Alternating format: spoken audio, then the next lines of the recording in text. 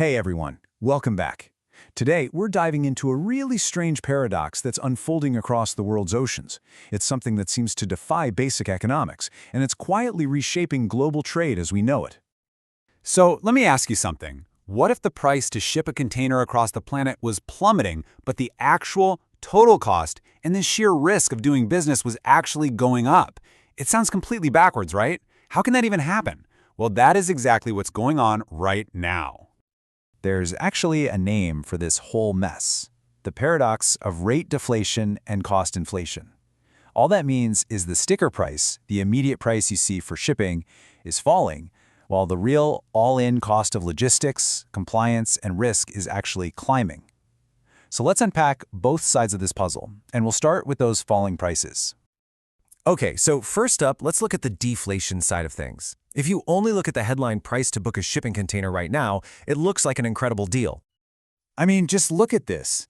In late September 2025, the Drewry World Container Index, which is a huge benchmark for global shipping, dropped a staggering 8% in just 1 week. You know, this wasn't just some random fluke. That drop, it marked the 15th week in a row that prices had fallen. That signals a really sustained, persistent collapse in pricing. This freefall has brought the cost for a standard 40-foot container all the way down to just $1,761. If you remember the sky-high prices we saw just a couple of years ago, this is a truly dramatic plunge. And look, this isn't just some isolated trend happening on one route. The price drops are hitting every critical trade lane. Shanghai to LA, down 10%, to New York, down 8%, and to Rotterdam, down 9%. We are seeing a severe global price contraction across the board. So what's going on here? Why is this happening?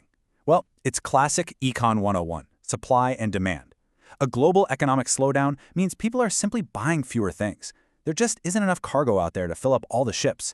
And even though the ocean carriers are trying to cut back on their capacity, it's just not enough to stop the prices from cratering. Okay, so that's the simple part of the story. Shipping prices are down.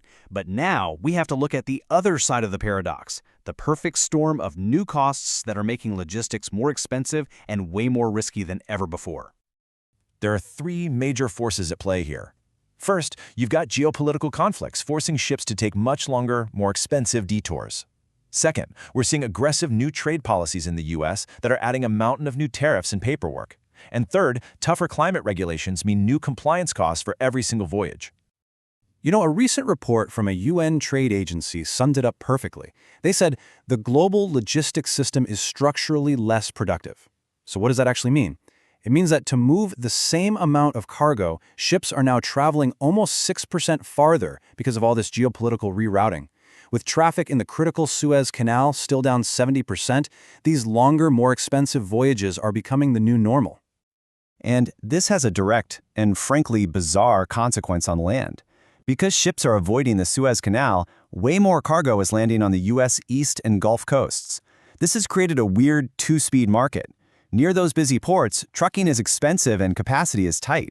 But if you go deeper inland into the Midwest, warehouses are full and trucking rates are soft. It's a really chaotic imbalance. On top of all the geopolitical drama, we have major policy shifts. First, the U.S. slopped a new 10% tariff on pretty much all imports. But the second change, oh boy, this is the real game changer, especially for anyone who shops online. The government suspended the de minimis rule, which was a huge deal for e-commerce. So that rule used to let any package valued under $800 come into the U.S. completely tax-free. It was basically the engine that powered cross-border e-commerce. Suspending it creates immediate chaos. It turns millions of simple online orders into complex customs declarations, and every single one now requires duties to be paid. This is a massive new cost and a logistical nightmare for online retailers. This kind of sudden policy change creates these huge shocks in the supply chain. And for a perfect example of this volatility in action, all we have to do is look at the U.S. electric vehicle market. Okay, just look at this timeline. The U.S. government announced that the super popular $7,500 federal tax credit for EVs was going to expire, abruptly, at the end of September. So what happened? Well, exactly what you'd expect. A massive sales frenzy in the third quarter as everyone rushed to buy before the deadline. But the moment that policy cliff hits on September 30th, a huge sales contraction is expected. In fact, a lot of experts believe September might have been the single biggest month for EV sales in history. But what comes next is the real story. This is a massive test. It's a pivotal moment that will show us whether the entire EV market is mature enough to stand on its own 2 feet, or if it still needs government life support to survive. So, with falling rates but rising complexity, risk, and cost, how are businesses supposed to navigate this new world? Well, they're basically rewriting the entire playbook.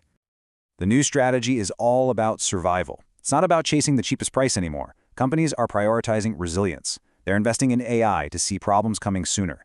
They're using sophisticated tactics like free trade zones to manage tariff risks. And they're trying to stay agile with smaller, more frequent shipments.